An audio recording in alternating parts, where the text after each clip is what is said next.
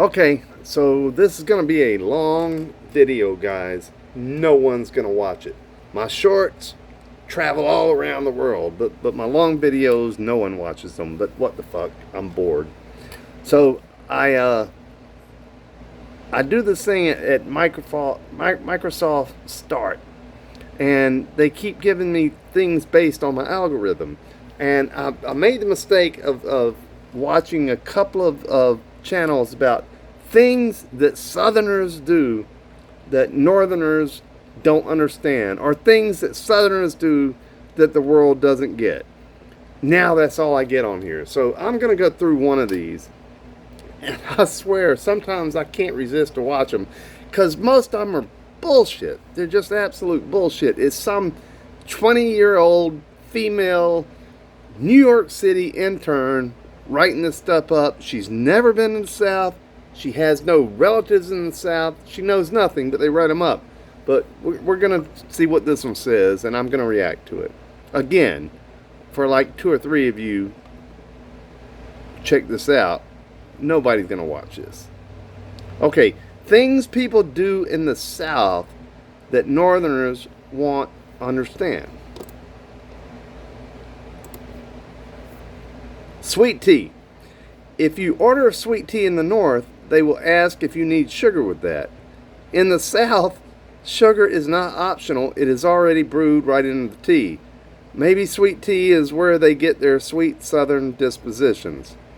Okay, I'm trying to find something I want to argue with here. Something they disparaged us or just were wrong about. This ain't going to be one of them. Yes, sweet tea in the South is, every day, that's all I drink is sweet tea. Well, not counting beer time. But, yeah, that's true. That's true. I want to find a problem with this article, but that ain't it. Alright, next up. College football. College football is popular in every college town and amongst alumni. But in the South, college football is almost a religion, whether you went to college or not. On the East Coast, football is a cultural experience. In the Midwest, it is a form of cannibalism. On the West Coast, it is a tourist attraction. And in the South, football is almost a religion and Saturday is the holy day. Yeah, I'm not going to argue against that. But I will find something in this list that I can argue with. But not that one. Saying y'all. Come on, really? You're picking on our speech? You guys, yous and yins are all common ways to say the plural of you in the regions. But none are as proudly boasted as the Southern y'all. Every Southerner says it, and it is even embroidered on pillows at Cracker Barrel.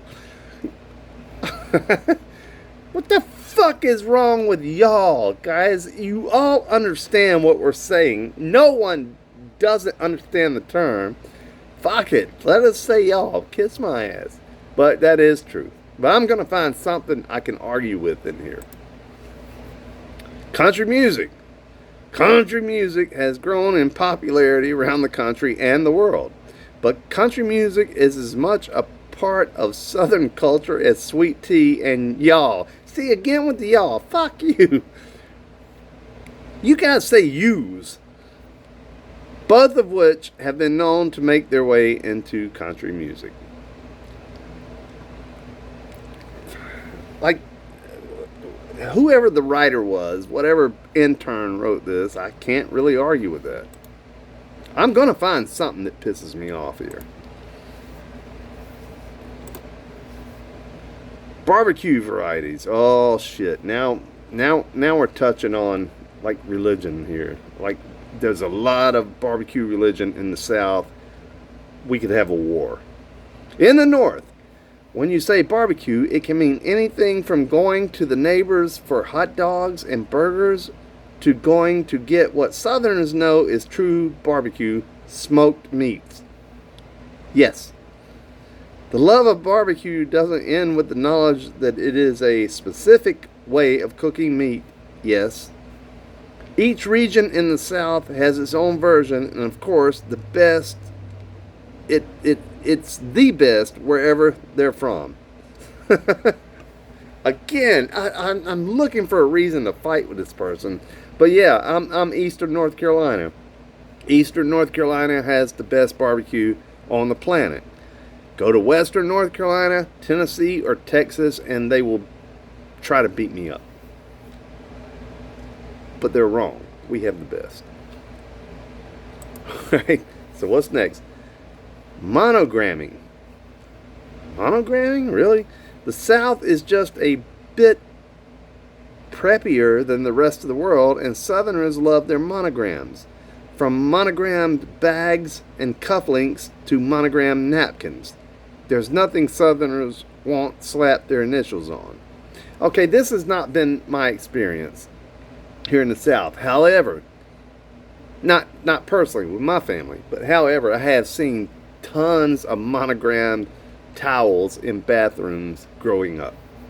So I'm not sure this one really applies. I think it only applies to a bit of us, but not all of us. But yes, I have definitely seen it. I'm not going to call the writer out on that one. Fried food. Oh, Jesus. Here we go. Fried food. Go to the county fair and you'll see about everything fried, from Twinkies to butter. In the South, the love of everything fried is a lifestyle, not just a carnival trick. Due South Media, whoever the fuck they are, says the fact that this type of preservation also seasoned the food, making it delicious, was nothing more than a glorious and happy accident. Accident?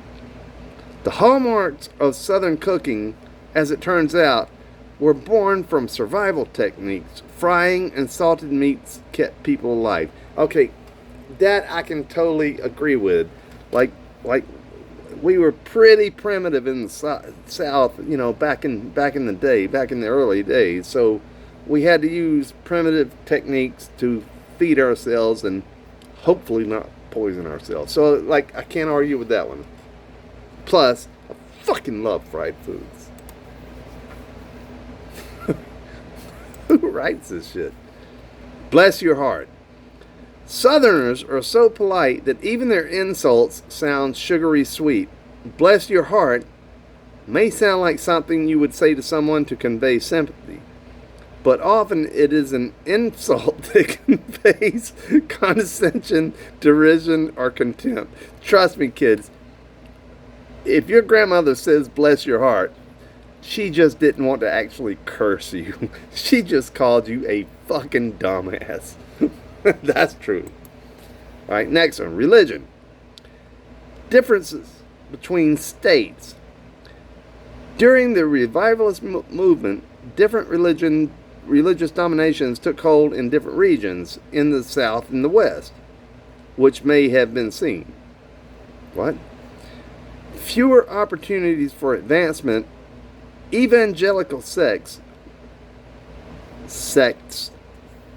were more popular. In the North, those who were better off economically were more attracted to Episcopalian, Presbyterian, and Unitarian denominations. I don't even know how to address this. I was born primitive Baptist, but when I do church, I do Presbyterian just because I feel more comfortable there. So I'm like, I probably could argue with this one. I'm looking for a reason to argue with this writer, but apparently the writer knows more than I do. Snow days. Oh, this is gonna get good. Schools will be 100% closed for snow, even if it's less than an inch. I hate it, you guys, but this is true. We don't know how to deal with this shit here. I'm going to give you guys that. Even if it's less than an inch. Everything else will close too. Southerners aren't as accustomed to snow as their northern counterparts. Duh. Send someone from Georgia to New England for a winter, and you may not see them until spring. Guys, it's a climate thing. You deal with what you deal with. We deal what we deal with. You can handle snow, obviously, way the fuck better than we can. However, come down here and enjoy a tornado or a couple of hurricanes, and we'll see if we can wipe that smile off your face. This is crazy. Manners. Oh, this one I'm into. You weren't raised in a barn, so make sure everyone knows your mama raised you right. Remember the golden phrases and rules. Yes, ma'am. No, ma'am. Thank you, ma'am. And please. Take your hat off indoors and always have food and beverages handy just in case a friend pops by. Okay, this one I'm going to agree with. Like the South is changing mainly because the North is moving here. But it was, in my life when I grew up, it was imperative. It was like big deal that you learned manners. You have to be kind. This is a biggie. This is huge. You could get punished for this. But you have to be kind and polite to strangers. And you have to be polite to everybody. You never, ever, ever address an elder as anything but ma'am or sir. Ever. You would be punished. I've been punished for that. Not often, because I learned my lesson. My dad was 6'4", so I learned my lesson. But yeah, that is true. That is a big deal here.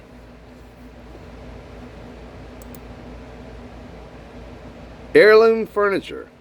They hand down their mama's maiden names as first and middle names. Yes. So it shouldn't surprise you to find furniture in a Southern home that has been passed down from generations. Family and tradition are cornerstones of what it means to be Southern. That is a little deeper than I want to get into in this video, but having said that, yes, there were pieces of stuff around my house that come from before my grandmother's time, and like just once you got old and moved out, it just moved on to the next younger people. That is not strong in my memory, but that is true. Cast iron skillet. Oh. Did I say skillet? I meant skillet. This is huge. This is huge. Every Southern kitchen has a cast iron skillet. If you have a cast iron skillet, you can make so many things in it for breakfast, lunch, and dinner, says Virginia Willis, author of Basic to Brilliant Y'all. Never heard of her. It's a roasting pan, it's a baking dish, it's a skillet. These no-fuss pieces of cookware are often passed down for generations, but don't you dare put them in the dishwasher. All of that is fucking religion. That is true. I didn't get the cast iron skillet that I grew up on, but you can cook everything in a cast iron skillet. Everything, every meal. Damn near. I think my sister got it. I don't know, but I have since then.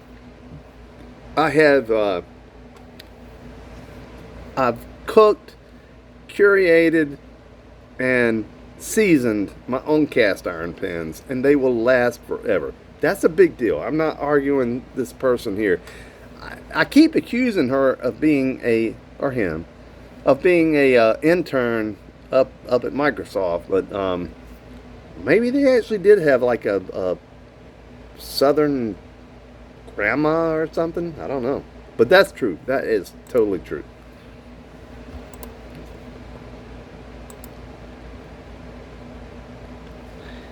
Oh, this one is gonna blow people's minds. Catching lightning bugs.